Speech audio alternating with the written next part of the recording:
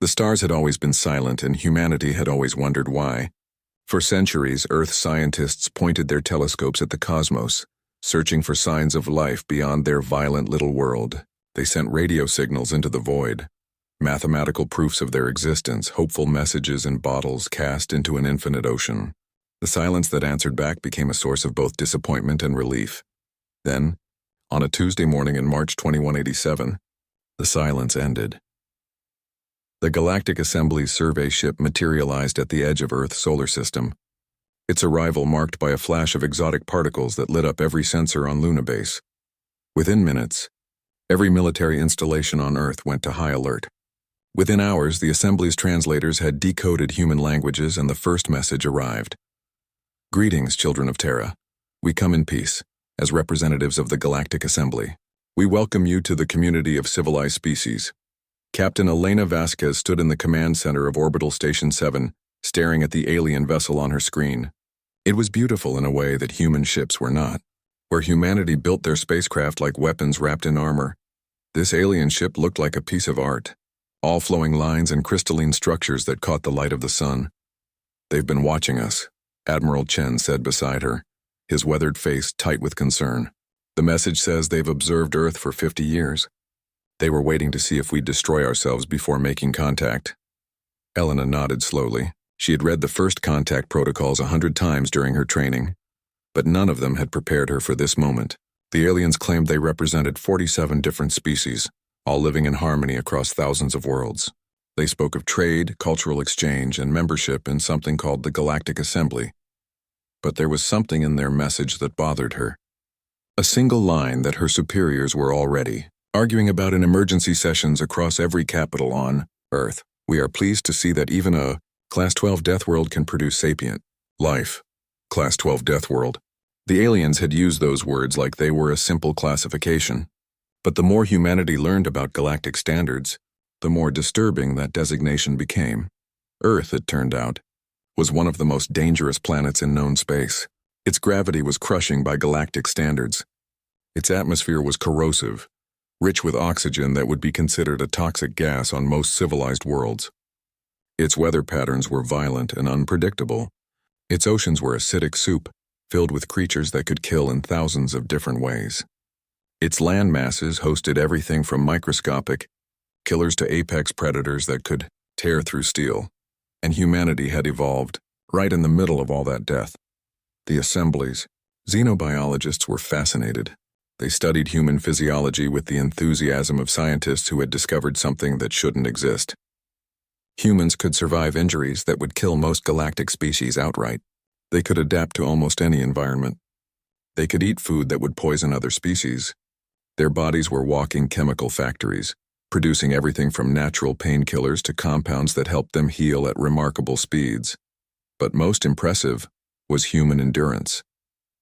Where other species needed rest after short bursts of activity, humans could simply keep going. They could run for hours, work for days, fight for weeks. Their bodies weren't built for explosive power like the predator species, or lightning-fast reflexes like the prey species. They were built to outlast everything else. The assembly was impressed.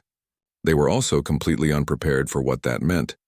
First contact proceeded smoothly for 6 months. Cultural exchanges happened. Trade negotiations began. Earth's nations, for once in their bloody history, worked together to present a unified front. Humanity was on its best behavior, eager to prove they belonged among the stars. Then the Zaltharian Confederacy attacked New Hope Colony. New Hope was humanity's first extrasolar colony, a modest settlement of 15,000 people on a planet they had named Providence. It was a farming world, peaceful and productive, home to families who had left Earth seeking a fresh start among the stars. The colony had 3 small defense satellites and a handful of security personnel armed with basic weapons. The Zaltharians saw easy prey. They were a proud species, mid-ranking in the Assembly's complex hierarchy. They had recently lost a trade dispute with the Vexnari and were looking to restore their prestige. The human colony was perfect. It was isolated, poorly defended, and attacking it would send a message that the Zaltharians were still a power to be respected. According to galactic law, they issued a formal challenge. According to galactic custom, They gave the colony 72 hours to surrender. According to galactic tradition, they expected immediate compliance. They had no idea what they had just started. Commander Marcus Webb was a retired Marine who had taken a security job on New Hope to be close to his daughter and grandchildren. He was 58 years old, with bad knees and a collection of scars from 3 different wars on Earth. When the Zaltharian ultimatum arrived, he read it twice, then started laughing. "They want us to surrender," he told his security team. "They're giving us 3 days to pack our bags and leave." "What do we do?" asked Sarah Chen, one of his young officers. Marcus looked at her and smiled. It was not a kind smile. "We show them what happens when you threaten human families." The Zaltharian force that arrived at New Hope consisted of 300 warriors, supported by orbital artillery and air superiority. They were equipped with energy weapons, powered armor, and centuries of military tradition. They landed at dawn on the 3rd day, expecting to find colonists already assembled for evacuation. Instead, they found an empty settlement. The first Zaltharian patrol disappeared in the agricultural fields south of the main colony. No weapons fire, no distress calls. They simply stopped responding. The second patrol, sent to investigate, found their comrades' bodies arranged in a clearing, their weapons missing. That was when the Zaltharians realized they had made a terrible mistake. The humans didn't fight like any species the Zaltharians had ever encountered. There were no massed formations, no honorable challenges, no scheduled battles. The colonists had scattered into the wilderness, taking everything useful with them, and now they were hunting their would-be conquerors. Marcus Webb had spent 30 years learning how to fight enemies with better weapons and more resources. He had studied guerrilla warfare, asymmetric tactics, and the art of making an enemy wish they had never started a fight. Now he taught those lessons to farmers and teachers, to miners and engineers, to every colonist who could hold a weapon. They struck at night, when the Zaltharians' technology-dependent vision struggled in the dark. Human eyes, evolved to track prey across ancient savannas, saw well enough. They set traps using mining equipment and agricultural tools. They ambushed supply convoys. They destroyed communication relays. They made every meter of ground cost blood. The Zaltharians called for reinforcements. The humans adapted. They learned the aliens' tactics, memorized their patrol patterns, exploited their weaknesses. Where the Zaltharians expected surrender after the first casualties, the humans simply became more determined. "Why won't they stop?" the Zaltharian commander demanded after losing his 4th patrol. "We've killed 30 of them. They should surrender." His tactical officer looked at the reports coming in from the field. "Sir, I don't think they understand the concept of acceptable losses. They're not stopping. They're getting better at killing us." The siege of New Hope lasted 3 weeks. The Zaltharians, with their superior numbers and technology, should have won in 3 days. But every day more of their warriors disappeared. Every night their camps came under attack. The colonists poisoned their water supplies using industrial chemicals. They rigged buildings to explode. They used homemade rockets built from farming equipment. And they never ever stopped fighting. By the end of the first week, Zaltharian warriors were refusing to go on patrol. By the end of the second week, they were seeing human shadows everywhere, jumping at sounds in the dark. By the end of the third week, they were begging to be evacuated. Marcus Webb died on day 19, taking down a Zaltharian assault team that had gotten too close to where the civilian families were hiding. He used a homemade bomb and his own body as the trigger. His last words, transmitted to every human on the planet, were simple. "Make them pay for every inch." The colonists did. When Earth's response fleet finally arrived, they found the Zaltharians in full retreat. 300 warriors had become barely 100 survivors, traumatized and broken. The humans had lost 87 people, and they had been winning. The news spread across the Galactic Assembly like wildfire. The recordings of the battle, captured by Zaltharian suit cameras, were studied in military academies across 1,000 worlds. The footage showed humans doing impossible things. Fighting while injured, setting ambushes that required waiting motionless for hours, coordinating attacks without modern communication equipment, refusing to surrender even when tactically defeated. The Assembly's military analysts tried to understand what they had witnessed. They had classified humanity as a sapient species from a dangerous world, but they had assumed that civilization would have softened the Deathworld instincts. They were wrong. Humans hadn't been civilized. They had simply been organized. Underneath the art and music and literature, Underneath the laws and customs and social contracts, there was still the species that had climbed to the top of Earth's food chain by being tougher, meaner and more persistent than anything else that walked, swam, or flew. In the Assembly's Grand Council chamber, representatives from 47 species gathered for an emergency session. The Zaltharians had been censured for attacking without Assembly approval, but that wasn't the real issue on everyone's mind. The real question was simple and terrifying. What do we do about the humans? The Vexnari delegation, elegant beings of crystalline thought and peaceful philosophy, argued for caution. They are young, the Vexnari speaker said. They can be guided toward civilization. We must be patient. The Korthax Dominion, a species of armored warriors who prided themselves on military prowess, had a different view. They are dangerous, the Korthax ambassador growled. We saw what a handful of their civilians did to trained warriors. Imagine what their actual soldiers could do. We must act now before they spread further. The debate raged for hours. Some species wanted to isolate humanity, to quarantine Earth and let them develop alone. Others wanted to integrate them quickly, hoping that exposure to galactic civilization would gentle their violent nature. And a growing faction led by the Korthax wanted something more permanent. They wanted humanity eliminated while it was still possible. In the end, 12 species voted to support a military solution. It wasn't enough to make it an official assembly action, but it was enough to form a coalition. They would call it a peacekeeping mission, a necessary action to protect galactic stability. They would present it to humanity as a choice, submit to assembly oversight and restrictions, or face the consequences. They were sure the humans would see reason. After all, they were facing the combined might of 12 advanced civilizations. What choice did they have but to surrender?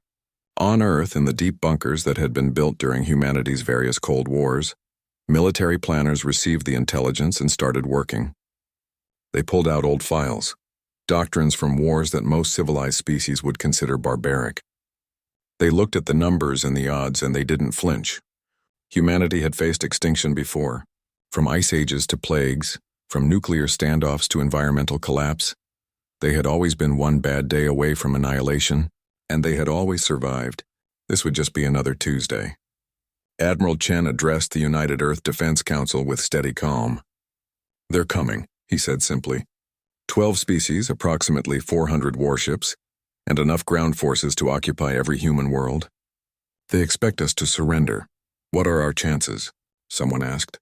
Chen smiled, and it was the same smile Marcus Webb had worn 3 weeks ago. They have better technology, more ships, more soldiers. They have every advantage except one. What's that? They don't know how to fight a Deathworlder.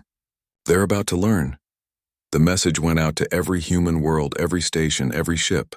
It was time to show the galaxy what humanity had learned during thousands of years of warfare. It was time to prove that evolution on a Class 12 Deathworld meant something. The Assembly's fleet began assembling at their staging point, and humanity prepared to teach the galaxy a lesson it would never forget. The hunt was on, and for the first time in galactic history, the prey was ready to bite back. The Galactic Assembly's Central Intelligence Archive was located on Vexnar Prime, a world of crystalline towers and peaceful meditation gardens. For 3,000 years, it had served as the repository of knowledge for 47 civilizations. Its databases contained everything from poetry to physics, from art to anthropology. The beings who maintained it were scholars, not soldiers, dedicated to understanding the infinite diversity of intelligent life. They had never encountered anything like humanity's military history scholar. Teshva of the Vexnari had volunteered to compile the report on human warfare. She thought it would be a simple task.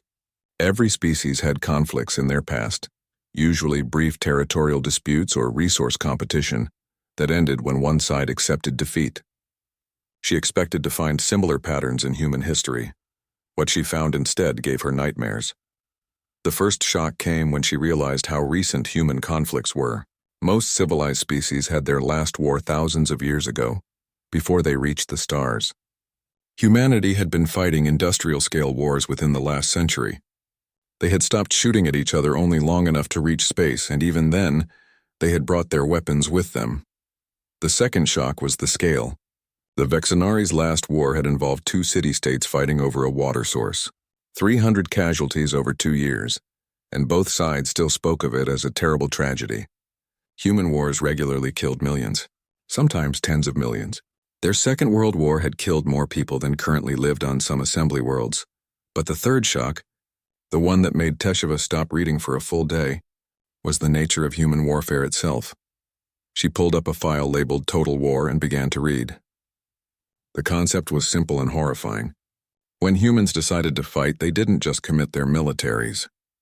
They committed everything. Entire economies shifted to war production.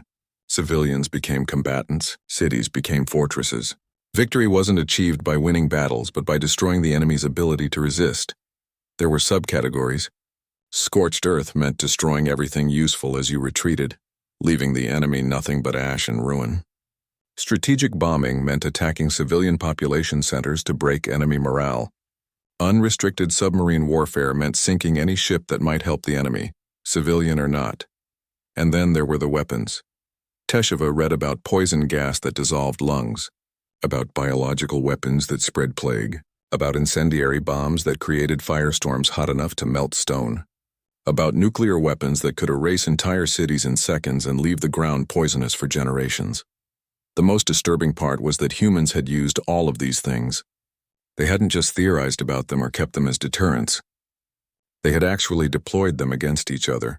She found a document called the Geneva Conventions and felt a moment of hope. Perhaps these were peace treaties, evidence that humanity had learned better. She started reading and the hope died. The Geneva Conventions weren't peace treaties. They were rules for making war less horrible. They were created because human warfare had become so terrible that even humans thought there should be limits.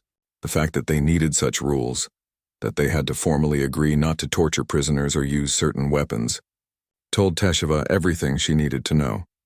Humans had looked at war and thought, "This is too cruel, even for us." She compiled her report and sent it to the Assembly's military council. Then she went to her meditation garden and tried very hard not to think about what she had learned. The report reached the council at the same time as intelligence from Earth itself. The humans knew about the coalition fleet. They knew they were facing overwhelming force. And instead of panicking or seeking diplomatic solutions, they had done something that no species in the assembly had seen before. They had mobilized for total war. Every shipyard in human space was working at full capacity. Civilian vessels were being retrofitted with weapons. Factories that made ground cars were now making tanks. Pharmaceutical companies were producing combat stimulants. Entertainment companies were creating propaganda. Every human world had instituted mandatory military training for all adults, and they were doing it all in complete unity. Earth's nations, which had spent the last century in various states of conflict and competition, had unified overnight. There were no holdouts, no peace movements, no dissent. When faced with an external threat, humanity had become one thing: a weapon aimed at the stars. Ambassador Krelnoth of the Korthax Dominion studied the reports with growing satisfaction. "You see?" he told the Coalition Council. "This proves they are dangerous. They are preparing for war before we have even made our demands. We must strike now." "They are preparing because they know we are coming," the Vexnari representative countered. "Perhaps if we approached with diplomacy instead of threats." Diplomacy? Krelnoth's translator couldn't quite capture his contempt. "We have tried diplomacy. They smile and nod and agree to treaties while building weapons in secret. We have the intelligence. Do you know what their term for this is? Speak softly and carry a big stick. They even have sayings about how to lie during peace negotiations." He pulled up a hologram showing Earth's military deployments. "Look at this. They have placed weapons platforms around every inhabited world. They have mined the approaches to their colonies. They have armed civilian vessels. They are not a peaceful species playing at war. They are a warrior species pretending to be civilized." The evidence was hard to argue with. Human military doctrine was unlike anything in the Assembly's experience. Where galactic warfare focused on decisive fleet engagements between professional soldiers, human doctrine assumed every person was a potential combatant and every object was a potential weapon. The Coalition's military planners tried to develop strategies for fighting humans and kept running into the same problems. Humans didn't follow the normal rules of engagement. They didn't surrender when casualties reached acceptable levels. They didn't distinguish clearly between military and civilian targets. They used tactics that were considered dishonorable, or excessive by galactic standards. General Thexkar of the Maronian Empire studied human military history, with the focus of a professional trying to understand a puzzle. He had fought in 3 wars and commanded fleets for 20 years. He was considered one of the finest military minds in the assembly. Humanity's warfare baffled him. They used deception constantly, he told his staff. False retreats, fake radio traffic, camouflage, decoys, misinformation. They have entire military units dedicated to lying to the enemy. They consider it a legitimate tactic. Surely that violates some code of honor, one of his officers asked. They don't have one. Not the way we understand it. They have rules, yes, but those rules are practical, not honorable. They won't use poison gas because it's too unpredictable, not because it's dishonorable. They'll do anything that works. He pulled up a tactical recording from the New Hope colony battle. Watch this. This is a human civilian, a farmer, pretending to surrender. The Zaltharian warriors lower their weapons to accept the surrender. The human detonates an explosive hidden in his clothing, killing himself and 4 warriors. The room went silent. That's impossible, someone whispered. No one would sacrifice themselves like that. Not for a battle that's already lost.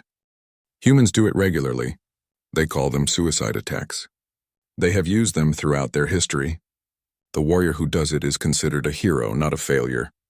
Thexkar closed the recording. We are not fighting a civilized species that happens to be good at war. We are fighting a species that was forged by war, that evolved to wage war, that thinks about war in ways we cannot comprehend. Then how do we defeat them? Thexkar was quiet for a long moment. Overwhelming force. Hit them so hard and so fast that they cannot adapt. Use our technological advantage before they can close the gap, and hope that they follow galactic conventions when they surrender. He didn't sound confident. Back on Earth, in a bunker beneath the Appalachian Mountains, General Sarah Martinez was having a very different conversation with her staff. She was the commanding officer of Earth's Strategic Defense Forces, a position that had been largely ceremonial until 6 months ago. Now she was planning how to fight a war against enemies with better technology, more ships, and a 1,000-year head start. She was also in her own way excited. Let's review what we know, she said, pulling up star charts and intelligence reports. The Coalition has 400 warships. We have 97. They have energy shields that can shrug off our missiles. They have weapons that can hit us from ranges we can't match. They have faster-than-light travel that's better than ours. In a straight fight, they crush us.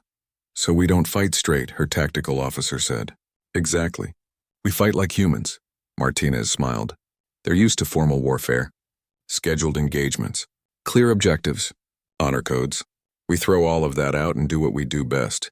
We make them miserable. She pulled up a document that was over 200 years old. This is the Viet Cong Tactical Manual. Small unit tactics, asymmetric warfare. How to fight an enemy with complete air superiority and better weapons. We used it in our own wars. Now we adapt it for space. Her staff leaned in, taking notes. Hit-and-run attacks. Never give them a stand-up fight. Always be moving, always be adapting. Use their rules against them. They announce their attacks in advance. We evacuate and booby-trap the targets. They try to occupy our colonies. We turn every colonist into a resistance fighter. They send supply convoys. We hit them with everything from missiles to asteroids with rockets strapped to them. They'll call us dishonorable, someone pointed out. Let them. We're not trying to win their respect. We're trying to survive. And if that means fighting dirty, then we fight dirty. It's what we're good at. She pulled up another file, this one more recent. This is from the Rand Corporation study on deterrence theory. The key insight is that you don't have to win every battle. You just have to make winning cost more than the enemy is willing to pay. We can't beat them in a war of annihilation, but we can make occupying human space so painful, so costly, so psychologically devastating, that they give up and go home. That's not a battle plan. One of the more traditional officers objected. That's terrorism. No, Martinez corrected. Terrorism is violence against civilians to create fear for political purposes. What we're planning is guerrilla warfare against a military occupation force. There's a difference, and we need to maintain it. We follow our own rules of engagement. We protect civilians, even enemy civilians. We take prisoners when possible. We maintain the moral high ground. She looked around the room. Because at the end of this, we need to be able to live with ourselves. And more importantly, we need the rest of the galaxy to see us as the good guys. The assembly is bigger than just this coalition. There are species watching who haven't taken sides yet. We need them to see us defending ourselves, not committing atrocities. Walk the line between effectiveness and ethics, someone summarized. Exactly. We're going to use every dirty trick we know, but we're going to do it by the book. Our book, not theirs. The planning continued through the night. They reviewed tactics from every human conflict. From ancient warfare to modern counterinsurgency, from naval battles to space operations. They borrowed ideas from Sun Tzu and Clausewitz, from Rommel and Giap. From every general and strategist who had ever thought about how to win against superior forces. And slowly a plan came together. They would defend their worlds not with massive fleets but with hidden bases and mobile strike forces. They would turn asteroid fields into fortresses and empty space into minefields.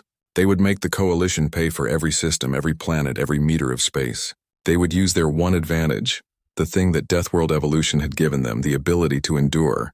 They would bleed the coalition until it gave up. In the Galactic Assembly's chambers, the final vote was taken. The coalition would issue one final ultimatum to humanity: submit to assembly oversight, accept limits on military development, and allow peacekeeping forces on human worlds. Refuse and face the consequences. The Vexnari delegation voted against the motion, but they were in the minority. The resolution passed. The message was sent to Earth, formal and clear. Humanity had 1 week to respond. The response came back in 6 hours.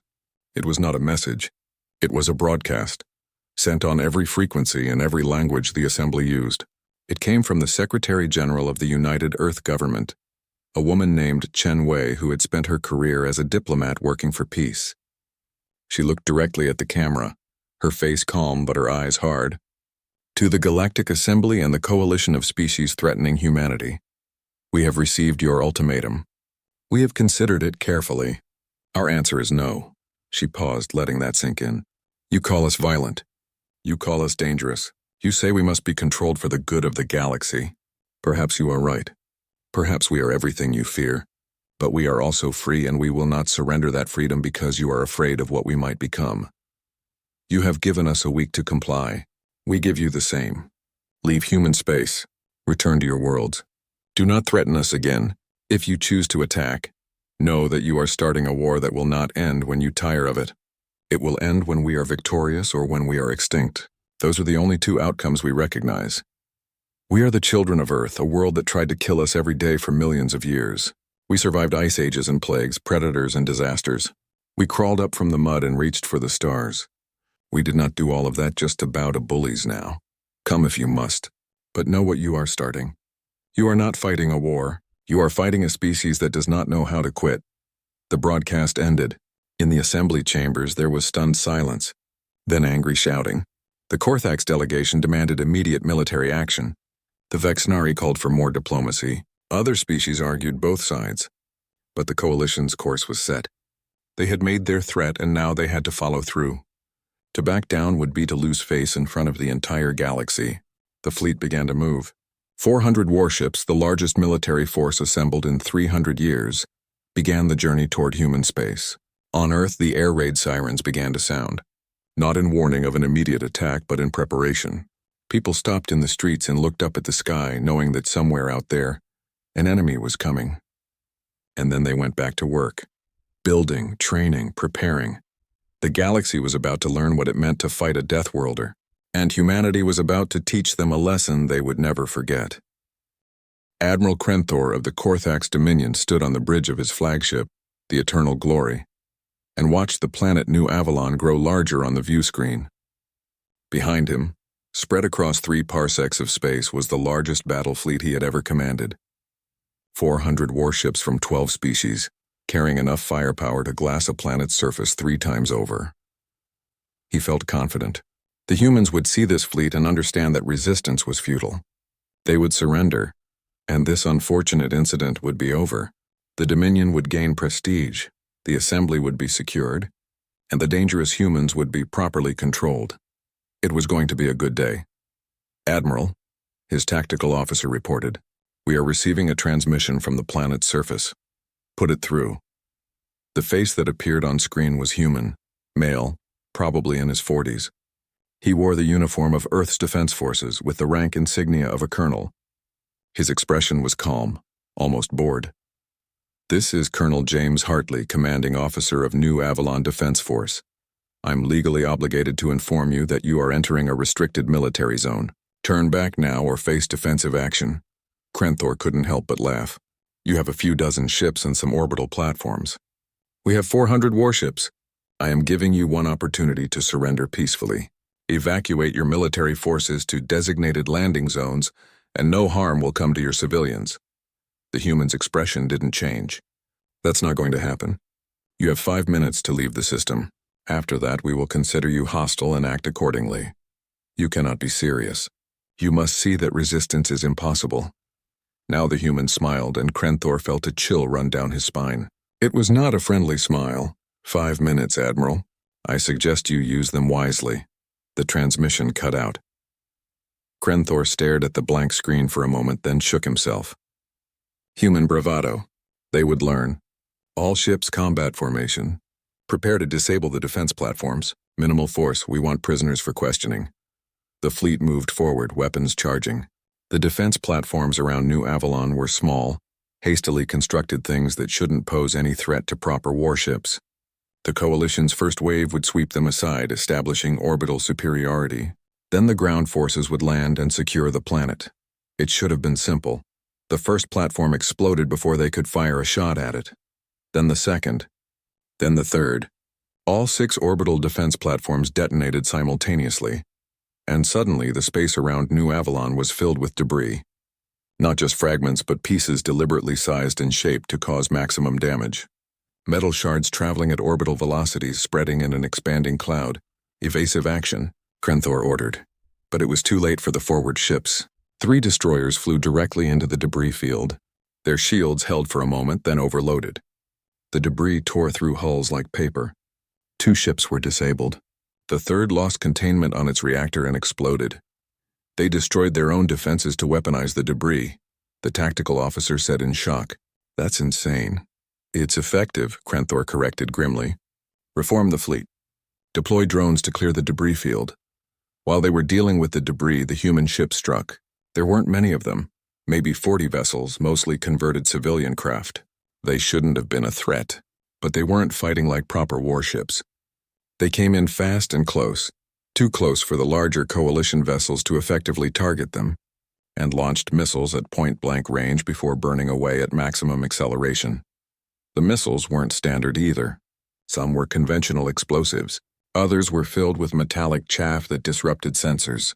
A few were just empty shells designed to waste point defense ammunition, and just one, was a nuclear weapon that detonated close enough to a Maronian cruiser to scramble its electronic systems for 3 hours. "They're using atomics," someone gasped. "Barely," the tactical officer reported. "That was a small yield, maybe 20 kilotons. It was meant to disable, not destroy. But still, they're using nuclear weapons in their own orbit." Krenthor was beginning to understand that the humans didn't fight the way civilized species did. They fought to win whatever it took, press forward, land the ground forces. Once we control the planet, their ships become irrelevant. But landing the ground forces proved difficult. The humans had filled their own atmosphere with chaff and jamming signals.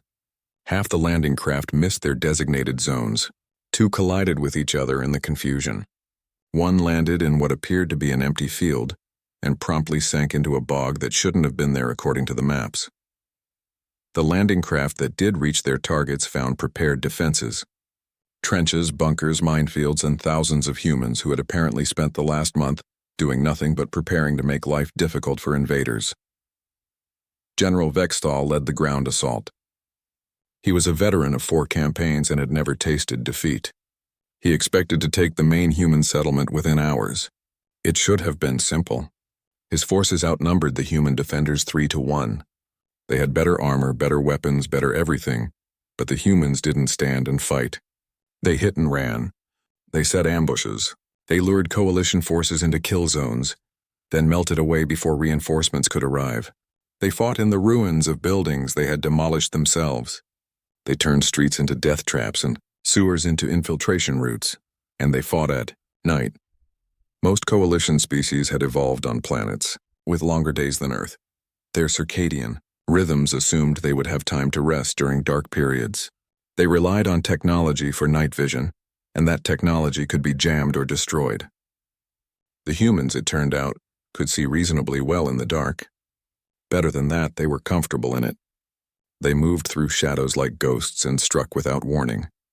The first night on New Avalon, Vexthal's forces lost 40 soldiers to attacks they never saw coming. The second night, they lost 60. By the third night, his soldiers were refusing to leave their fortified positions after dark. "They're terrorizing us," one of his officers said. "This isn't warfare. This is psychological torture." "It's effective," Vexthal said grimly. He had started to understand what Scholar Tesheva had tried to warn them about. The humans weren't just defending their planet. They were actively trying to break the Coalition's will to fight. He sent a report to Admiral Krenthor. "The ground campaign is not proceeding as planned. We control approximately 30% of the main settlement and none of the surrounding territory. Human forces are highly mobile and refuse decisive engagement. Request orbital bombardment of suspected enemy positions." The response came back quickly. Negative. Assembly rules prohibit bombardment of civilian areas. Continue ground operations. Vexthal wanted to throw his communicator across the room. The humans didn't seem to care about assembly rules. They were using civilian buildings as firing positions. They were distributing weapons to civilians. They had booby-trapped schools and hospitals. But the Coalition had to follow the rules. It gave the humans an enormous advantage. The siege dragged on. Days became weeks. The Coalition controlled a few key locations but couldn't pacify the planet. Every time they secured an area, the humans would infiltrate back in through tunnels or sewers or maintenance shafts. Supply convoys needed heavy escorts. Patrols disappeared. Equipment malfunctioned under mysterious circumstances, and the casualties mounted. Not massive casualties, not the kind that happened in decisive battles. Just a steady drip of losses. A patrol ambushed here, a supply depot sabotaged there, a soldier shot by a sniper they never spotted. Death by 1,000 cuts. Admiral Krenthor watched the casualty reports with growing concern. They had lost almost 300 soldiers in 6 weeks. Not a huge number by the standards of their fleet, but more than they had lost in the last 3 wars combined, and more importantly, they were making no progress. "We should pull back," his second-in-command suggested. "Blockade the planet, cut off their supplies, starve them out. The humans have underground farms and water recycling," Krenthor replied. "They could last for years. And the Assembly will not support a years-long siege. Then what do we do?" That was the question. The Coalition had overwhelming force, but force wasn't solving the problem. The humans were fighting asymmetrically, exploiting every weakness, following none of the normal rules of engagement. In orbit, the human ships continued their hit-and-run attacks. They never engaged directly, never gave the Coalition fleet a chance to bring its superior firepower to bear. They would pop up from behind a moon, launch missiles, and disappear before the response could arrive. They mined approach vectors. They scattered sensor decoys. They made the space around New Avalon a nightmare to navigate. Krenthor tried a different approach. Broadcast to the planet's surface. Offer generous surrender terms. Any civilian who cooperates will be relocated safely. Any soldier who surrenders will be treated well. The broadcasts played for 3 days. The response came in the form of increased attacks and a video message from Colonel Hartley. "To the Coalition forces currently occupying our planet, you control some buildings and a few streets. You do not control New Avalon. You never will. Every day you stay, we will make you pay. Every supply convoy, every patrol, every time you close your eyes to sleep, we will be there. This is our home, and we will fight for it until you leave or until we're all dead. Those are your only 2 options. Choose wisely." The broadcast became popular among Coalition troops for all the wrong reasons. It confirmed what they were all starting to feel. This wasn't a war they could win. The humans weren't going to surrender. They weren't going to negotiate. They were going to keep fighting, keep bleeding the Coalition, keep making life miserable until everyone gave up and went home. Morale began to collapse. The Moronian contingent requested rotation off the line after 8 weeks. The Zavathan forces reported a third of their troops showing signs of combat stress. Even Krenthor's own Korthax warriors bred for battle were exhausted. The problem was that humans had evolved for persistence hunting. They were built to keep going long after other species would have collapsed. They could fight on less sleep, sustain themselves on basic rations, and maintain operational tempo for weeks at a time. The coalition forces needed rest cycles, proper facilities, regular resupply. The humans just needed a hole to hide in and ammunition for their weapons. Then the coalition made a mistake. A frustrated patrol commander, tired of being sniped at from civilian buildings, ordered his forces to fire on a structure without confirming it was clear of non-combatants. 12 civilians died, including children. The human response was immediate and brutal. That patrol was hunted down and eliminated to the last soldier. Every coalition outpost came under simultaneous attack. Casualties in a single night exceeded everything from the previous week. And then came the broadcasts. The humans took footage of the dead civilians and sent it everywhere. To the coalition forces, to the assembly, to every species watching the conflict. They didn't editorialize or embellish. They just showed what had happened and let others draw conclusions. The political fallout was immediate. The Zavithan government, facing public outcry, withdrew their forces from the coalition.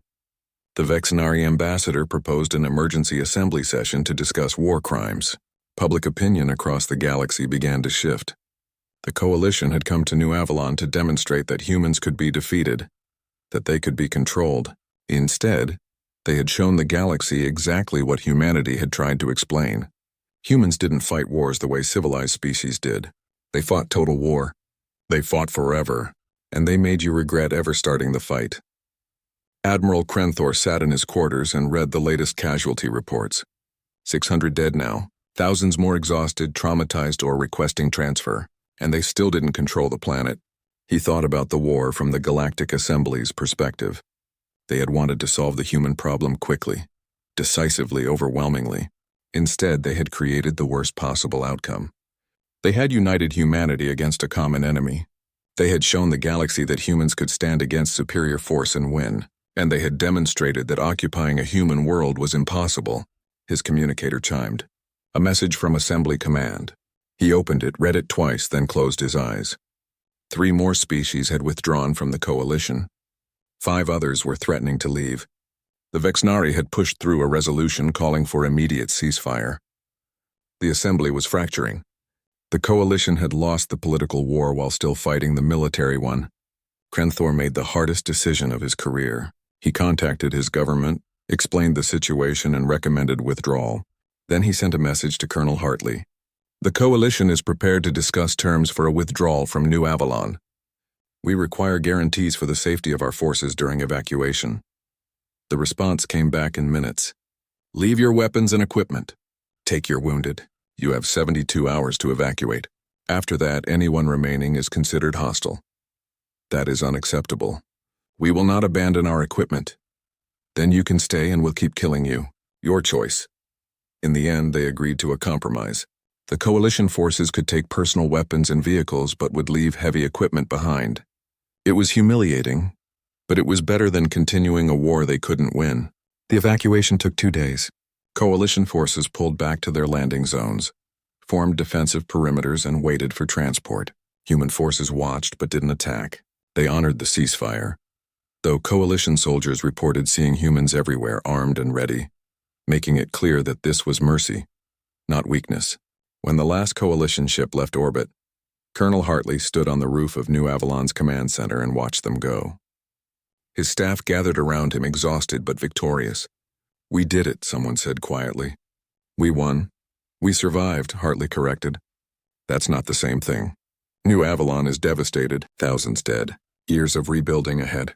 But yes, we survived, and we taught them something important. What's that? That Deathworlders don't quit. Ever.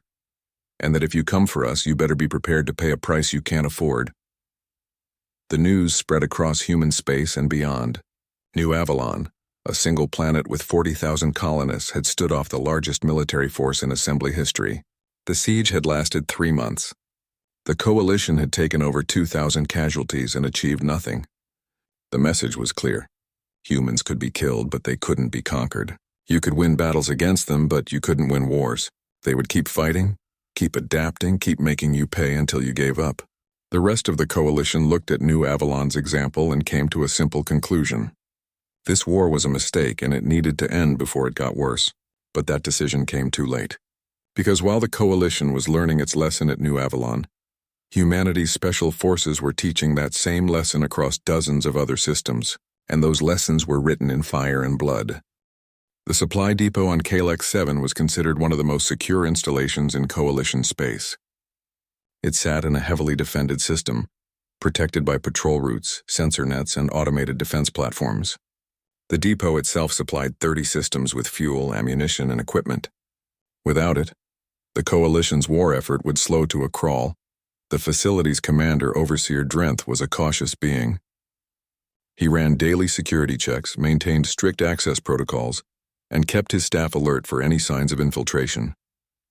When the war with humanity began, he doubled his security measures. It wasn't enough. The attack came 3 months into the siege of New Avalon. No ships appeared on sensors. No assault forces landed. There was simply an explosion in the main fuel storage facility, followed by secondary explosions as fire spread through the connected storage tanks. Within an hour, 70% of the depot's fuel reserves were burning. The investigation found evidence of sabotage. Someone had placed charges precisely where they would cause maximum cascading damage. The security footage showed nothing. The access logs showed no unauthorized entry. Whoever had done it had been invisible to every system Drenth had in place. It was the first of many such attacks. Across Coalition space, supply lines began to fail. Fuel depots exploded. Ammunition shipments disappeared. Transport ships suffered mysterious malfunctions. Command centers lost communications. Nothing catastrophic. Nothing that would cripple the war effort immediately. But a steady degradation of the Coalition's ability to sustain operations. Admiral Krenthor received the reports with growing dread. How many incidents now? 47 confirmed attacks in the last month, his intelligence officer replied. Probably more that haven't been reported or recognized as sabotage. The pattern is clear. Someone is systematically targeting our logistics network. Someone, Krenthor said quietly. You mean humans? We have no proof. No survivors from most sites. No footage. But who else would it be? How are they doing it? We're talking about installations hundreds of light years apart. How are they infiltrating secure facilities without being detected? The intelligence officer pulled up a file marked with the highest security classification. We captured one, Admiral. 3 days ago, a human infiltrator was caught on a supply station in the Threxus system. He survived his capture barely. We've been interrogating him. And? He's not talking. But we did identify him. Captain David Chen, formerly of Earth's Marine Force Reconnaissance, specialist in deep penetration operations. According to his file, he's trained in covert infiltration, sabotage, and long-term survival behind enemy lines. A spy? More than that. He's part of something called Special Forces. Earth has several organizations like this. Navy SEALs, Army Rangers, British SS, Russian Spetsnaz. Elite soldiers trained for unconventional warfare. Small unit operations, sabotage, assassination, reconnaissance. They work in teams of 4 to 12 individuals and operate independently for months at a time. Krenthor felt cold. How many of these special forces soldiers do the humans have? We don't know. Estimates range from 20 to 50,000 across all their branches. Probably hundreds of them were deployed before the war started, positioned throughout Coalition space waiting for orders. Waiting for orders, Krenthor repeated. So they were here before we even made our ultimatum. They knew we were coming. Human intelligence is very good, Admiral. They've been preparing for this war since first contact. The realization settled over Krenthor like a shroud. The humans hadn't just defended against the Coalition's attack. They had planned for it, prepared for it, and positioned assets to strike back before the first shot was fired. This wasn't desperate defense. This was strategy. The Special Forces operations continued to escalate. A Coalition general was assassinated in his headquarters by a sniper no one saw. A Korthax battle fleet found its navigation computers infected with malware that sent them days off course. A communications relay was destroyed, cutting off 6 systems from Fleet Command for a week, and then came the kidnapping. High Commander Velkoth of the Korthax Dominion was the 3rd highest-ranking military leader in the Coalition. He was traveling on a heavily defended flagship, surrounded by escorts, moving through secure space. He went to sleep in his quarters with guards outside his door. He woke up on a human ship, his hands bound, facing 4 humans in black armor. The video was delivered to Admiral Krenthor 12 hours later. It showed Velkoth alive and unharmed sitting in a small room. A human voice spoke, never appearing on camera. High Commander Velkoth is being held as a prisoner of war. He is being treated in accordance with the Geneva Conventions and will not be harmed. He will be returned when the Coalition withdraws from human space. This message is proof that we can reach anyone, anywhere. Think carefully about that. The recording ended. Krenthor played it again, studying every detail. The room gave no clues to location. Velkoth appeared unharmed but clearly shaken. The implications were staggering. The humans had infiltrated a flagship, kidnapped a high commander, and extracted him without anyone noticing until morning. How? He demanded of his security chief. How is this possible? We're reviewing the flagship's logs now. No sign of boarding. No breaches. No unauthorized access. It's as if he vanished. He didn't vanish. They took him. 4 humans took our 3rd highest commander from the middle of our fleet. The security chief had no answer. The kidnapping broke something in Coalition morale. If humans could reach a high commander on a flagship, they could reach anyone. Every officer, every official, every leader became paranoid. Security measures were tripled, then quadrupled. People slept in locked rooms with guards inside. Paranoia spread like a disease, and that was exactly what the humans wanted. Major Sarah Mitchell led Recon Team 7, one of dozens of Special Forces units operating behind Coalition lines. Her team consisted of 4 people: herself, a communications specialist, a demolitions expert, and a medic who also served as their sniper. They had been in Coalition space for 4 months and had conducted 17 successful operations. They were currently hiding in an asteroid field, watching a Coalition patrol route and planning their next move. The pattern is predictable, her communications specialist said. Patrol comes through every 8 hours, same route, same ships. They're getting lazy. Or they're setting a trap, Mitchell cautioned. Never assume the enemy is stupid.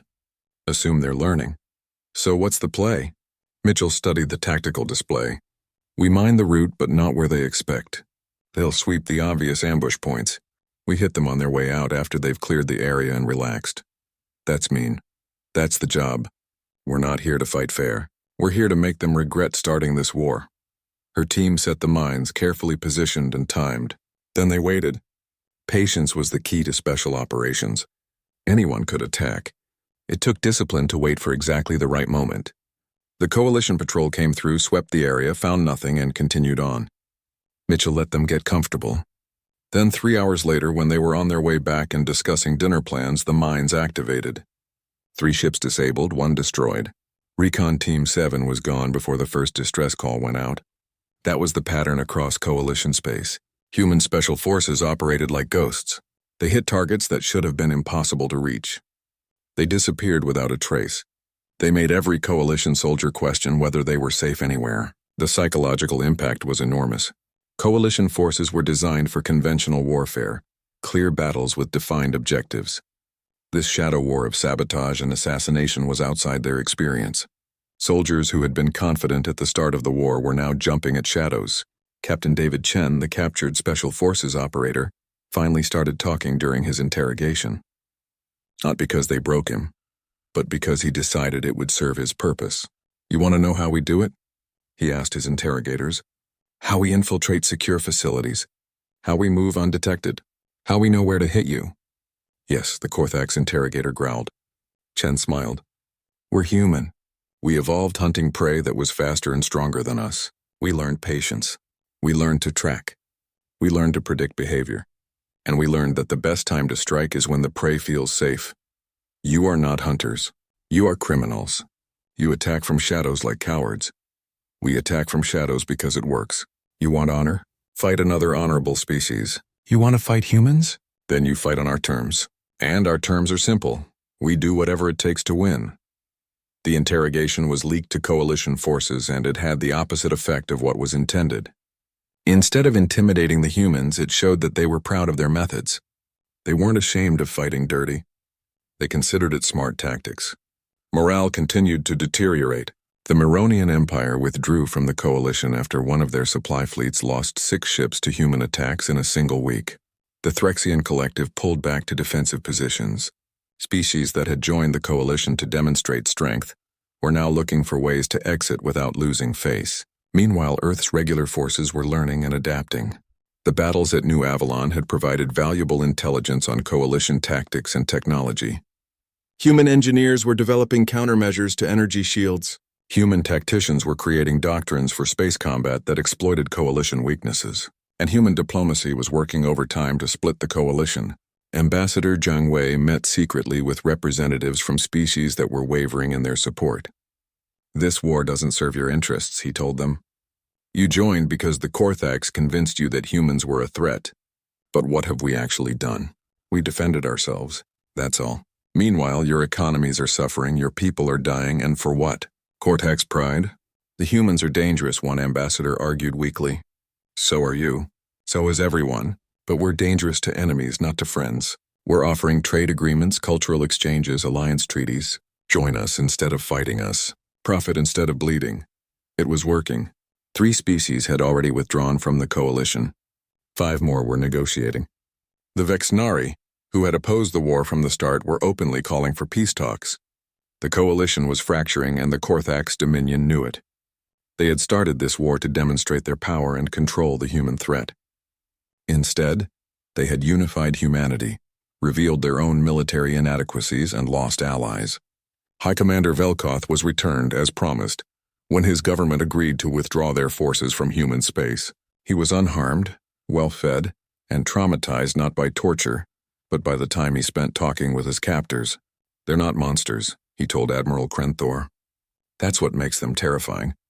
They're rational, intelligent, even honorable in their own way. But they think about war completely differently than we do. They don't see it as a contest or a test of strength. They see it as a problem to solve. And they're very good at solving problems. What did they tell you? That this war was unnecessary. That they would have been happy to trade and cooperate with the Assembly. But since we chose violence, they would show us what violence really means. They said we were lucky they were being restrained." "Restrained? They've killed thousands of our people. They've killed soldiers and destroyed military targets. They haven't touched civilian populations. They haven't used their nuclear weapons beyond that one tactical device. They haven't deployed biological or chemical weapons, and their captain assured me they have them. Everything they've done has been precisely calibrated to hurt our military while maintaining moral authority." Velkoth looked at Krenthor with haunted eyes. "We started a war with a species that has spent 10,000 years perfecting the art of war.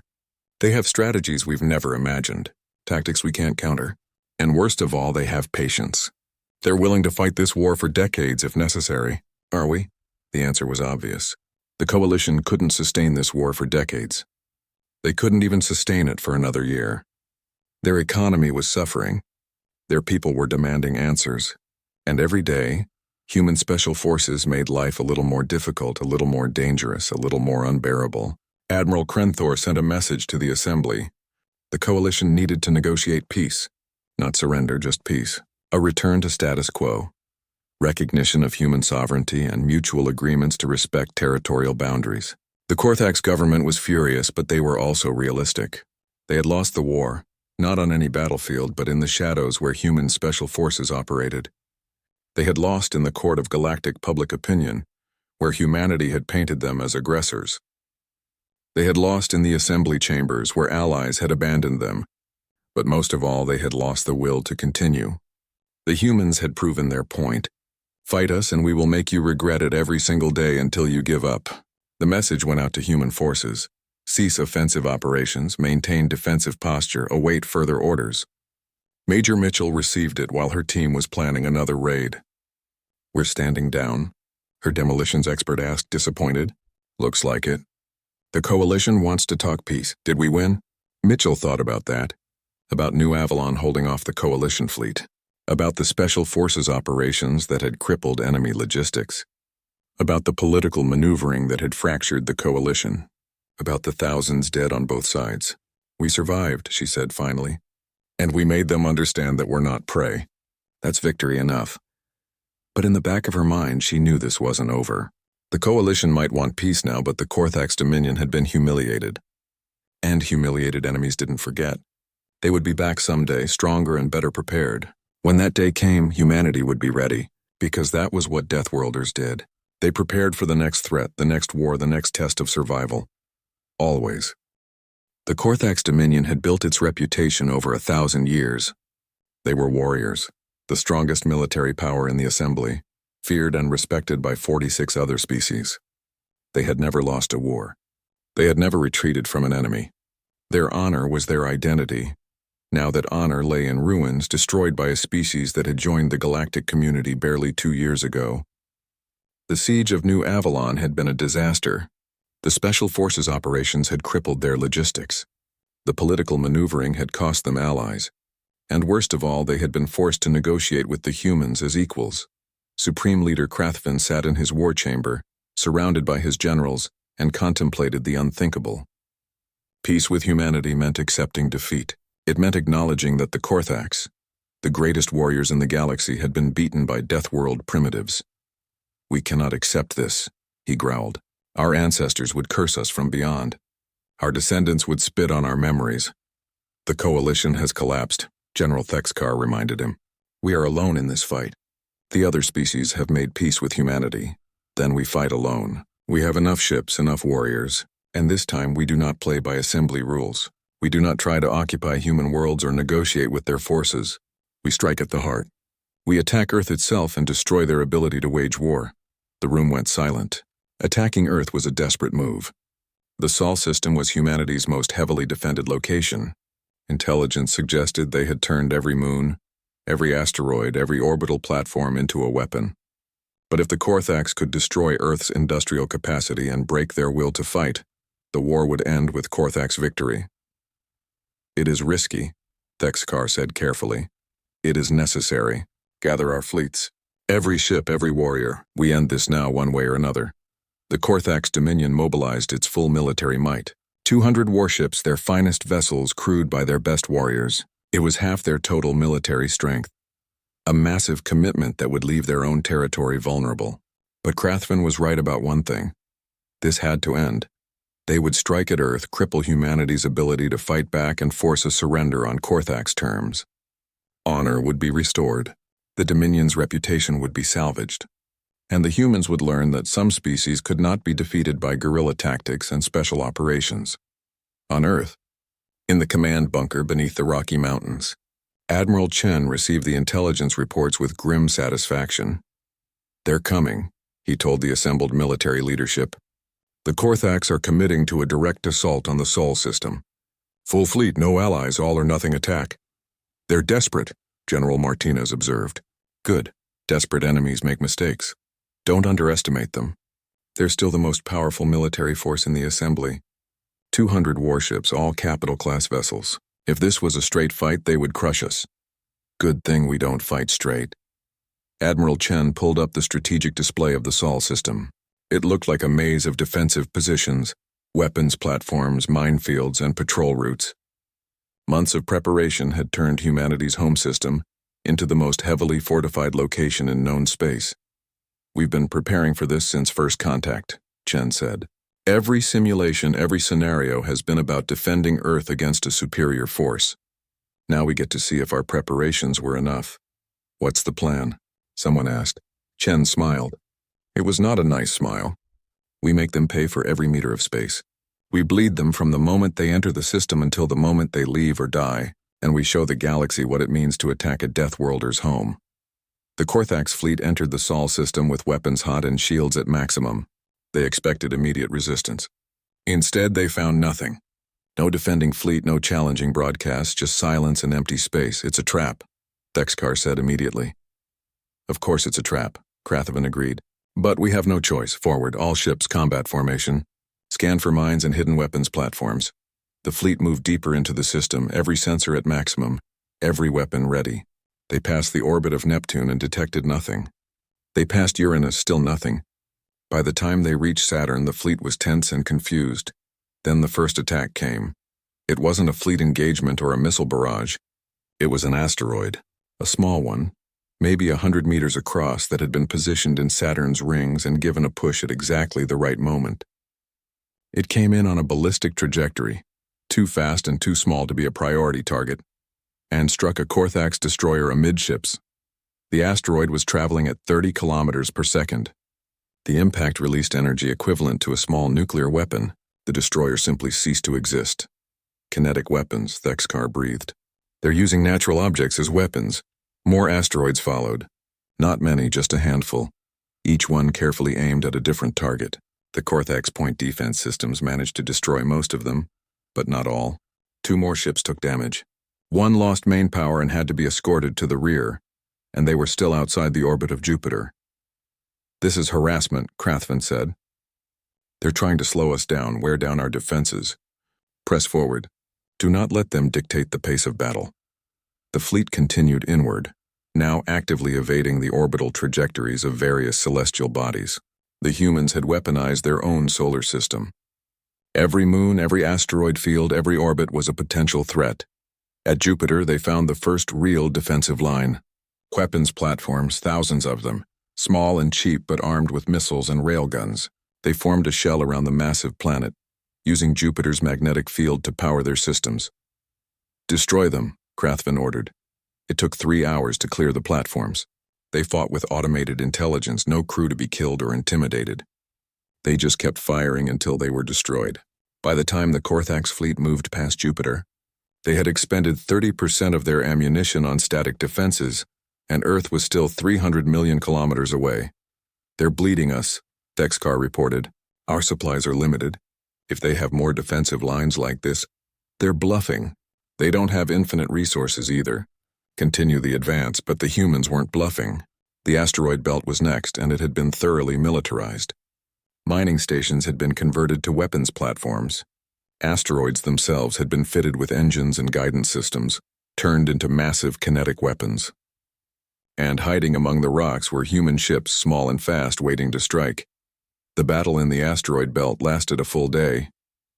The Korthax fleet had to advance slowly, scanning every rock, destroying every platform, hunting down every human ship. They won eventually.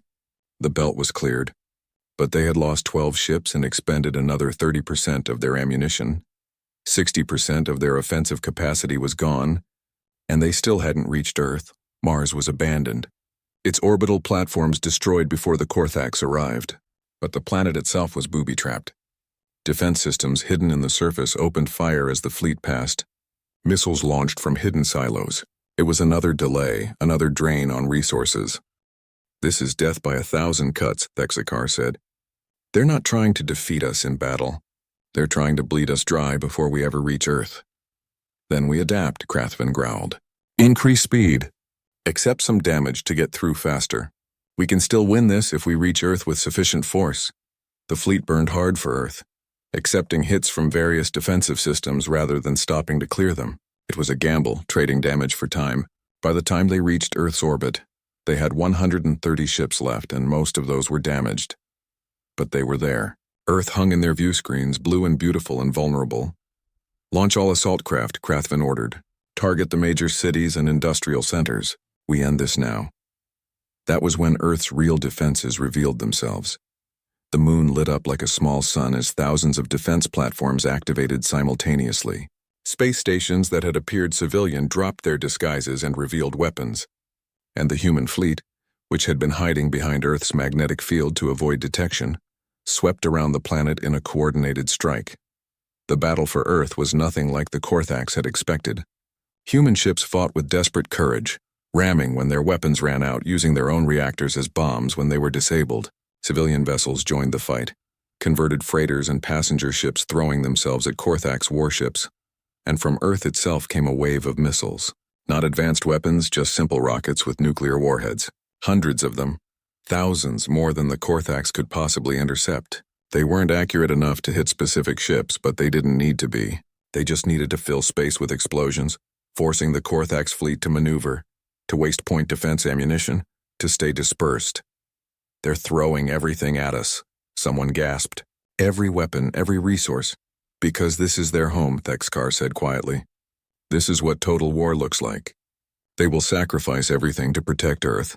And they did. The battle raged for hours. The Korthax had superior technology and training, but the humans had desperation in numbers.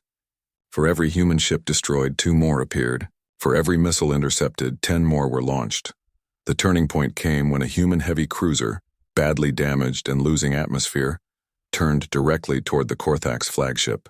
The Dominion's Pride was the largest ship in the fleet, Krathvin's personal command vessel, a symbol of Korthax power. The cruiser's captain, a woman named Lisa Rodriguez, broadcast on all frequencies. "This is Captain Rodriguez of the UESS Indomitable. To any humans listening, it has been an honor to serve with you. To the Korthax, you came to our home, threatened our families, and expected us to bow. This is our answer." The Indomitable burned its engines at full power, too fast for the flagship to evade. Point defense systems tore the cruiser apart, but momentum kept the shattered pieces moving. The reactor core, still intact, struck the Dominion's Pride just aft of the main bridge. The explosion was visible from Earth's surface. Krathvin died instantly. So did his entire senior staff.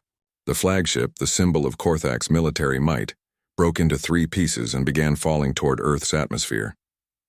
The Korthax fleet, already bloodied and exhausted, broke. Without their supreme leader, without clear command, they retreated. Some ships tried to continue the fight, but most just ran. They fled the Sol system, leaving behind their dead and their pride. General Thexkar found himself in command of what remained of the fleet. 73 ships, most damaged, all low on ammunition and fuel. He looked at the tactical display showing Earth still defended, still dangerous, still unbroken. "All ships," he broadcast wearily, "retreat to the rally point. The battle is over. We can still fight," one captain protested. "No," Thexkar said firmly. "We came here to break humanity's will to fight. Instead, they broke ours. We came to destroy their home. Instead, they destroyed our hope of victory. Retreat now while we still can." The remaining Korthax ships fled the Sol system. Human forces pursued briefly, then let them go. There was no point in pressing the attack. The Korthax were finished as a threat. On Earth, the celebrations were muted. They had won, but the cost was terrible. 30,000 dead, hundreds of ships destroyed, orbital infrastructure shattered. The debris from the battle would be a navigation hazard for decades. Parts of Earth's surface had been hit by falling wreckage, but they had won. Earth stood. Humanity survived. Admiral Chen stood at the observation window of Orbital Station 7, watching crews clear debris and recover bodies. General Martinez joined him, carrying 2 cups of coffee. "We did it," Martinez said quietly. "We defended Earth against the galaxy's finest military." "We got lucky," Chen replied. "If they had come with their full strength, if they had brought their allies, if they had been willing to use the kind of weapons we would have used in their position, but they didn't, because they're not us. They don't think like us. They fight honorable wars with clear objectives and acceptable casualties. We fight to win whatever it takes." Chen sipped his coffee. "Is that something to be proud of? It's something to be realistic about. We're Deathworlders, Admiral. We evolved in hell and learned to love the heat. That makes us dangerous, yes, but it also makes us survivors. And right now, the galaxy needs to understand that." The Galactic Assembly convened 3 weeks after the Battle of Earth. Representatives from all member species gathered to discuss the war, its outcome, and what it meant for galactic politics. The Korthax Dominion sent a new supreme leader, Krathvin's successor, a younger Korthax named Velthar who had opposed the war from the start. He spoke briefly. "The Dominion acknowledges its error. We sought to control a perceived threat through force. We have learned that humanity cannot be controlled, only respected. We offer formal apology and reparations for the damage caused." It was a stunning reversal for a species that had never apologized for anything. The gallery murmured in shock. Ambassador Chen Wei rose to speak for humanity. He was tired, having spent weeks negotiating with dozens of species, but his voice was clear. "The United Earth government accepts the Korthax apology. We propose a formal peace treaty, recognition of human sovereignty, and the establishment of mutual defense agreements with any assembly species who wish them. We also propose something new, a complete redesign of galactic conflict resolution." He pulled up a holographic document. "This is what we call the Solar Accords. It's based on Earth's own painful history of warfare. The document establishes rules for ethical warfare, protection of civilians, treatment of prisoners, and most importantly, it creates mechanisms for resolving disputes before they become wars." "You would lecture us on ethics?" someone called out. "After the tactics you used?" "Yes," Chen Wei said flatly, "because we know exactly how terrible war can be. We've spent 10,000 years perfecting the art of killing each other. We know every dirty trick, every war crime, every atrocity that sentient beings can commit. And we're telling you, don't go down that road. Learn from our mistakes, the Vexnari representative spoke. The Assembly has maintained peace for 3,000 years. We do not need human rules. Your peace lasted until someone decided to break it, Chenwei countered. And when that happened, you had no idea how to respond. You tried to use force against a species built for war, and it cost you thousands of lives. Our rules won't prevent all wars, but they will make wars less likely and less destructive when they do happen. The debate continued for days. Some species rejected the Solar Accords as human arrogance. Others saw wisdom in them. But the underlying message was clear. Humanity had earned a seat at the table, not through diplomacy or cultural achievement, but through the oldest method known to any species. They had proven they could fight and win. 6 months after the Battle of Earth, the political situation had stabilized into a new normal. The Korthax Dominion had signed a formal peace treaty with humanity and was slowly rebuilding its reputation through honest diplomacy rather than military intimidation. The Assembly had adopted modified versions of the Solar Accords, creating better conflict resolution mechanisms. And humanity had achieved something unprecedented. Every species in the Assembly now had some form of relationship with Earth. Trade agreements, cultural exchanges, military cooperation. Some relationships were warm, some were cautious, but all were respectful. Admiral Chen stood once again at his observation window, this time watching construction crews building new orbital platforms. These weren't weapons platforms, though. They were shipyards, trading stations, scientific research facilities. Earth was preparing for peace, but peace built on strength. Strange how things work out, General Martinez said, joining him. We fought a war to avoid being controlled, and now half the galaxy wants us as allies. They respect strength, Chen replied, and they fear our willingness to use it. That's not the worst foundation for peace. Do you think it will last? No war lasts forever, but neither does peace. We'll have threats in the future, new enemies, new challenges. The question is whether we learned anything from this war. What did we learn? Chen thought about that. About New Avalon holding against impossible odds. About the Special Forces operations that had crippled enemy logistics. About the Battle of Earth where humanity had thrown everything they had at an enemy who thought they could be easily defeated. We learned that we're not alone anymore, he said finally. We're part of something bigger. We have allies now, friends, partners. But we also learned that we can stand alone if we have to. That's important. You can only have real allies when you don't need them. That's a very human way of thinking. It's a Deathworlder way of thinking. Trust but be ready. Cooperate but stay strong. Hope for peace but prepare for war. Martinez raised her coffee cup. To survival, then. To survival, Chen echoed. It's what we do best. On the Korthax homeworld, General Thexkar was writing a book. It was an analysis of the war with humanity, intended as a military textbook for future generations. The final chapter was titled Lessons Learned. He wrote, "We entered the war believing that humanity was dangerous because they came from a harsh world. We were correct but did not understand the implications. A harsh world does not just create strong bodies. It creates strong minds, adaptive thinking, and an absolute refusal to accept defeat. We believed we could intimidate them with superior force. We did not understand that species which evolved as persistence predators do not recognize superior force as a reason to surrender. They recognize it as a reason to adapt. We believed we could occupy their worlds and control their population. We did not understand that Deathworlders see their home as an extension of themselves. They will defend it with the same ferocity that any creature defends its own life. We believed their tactics were dishonorable and uncivilized.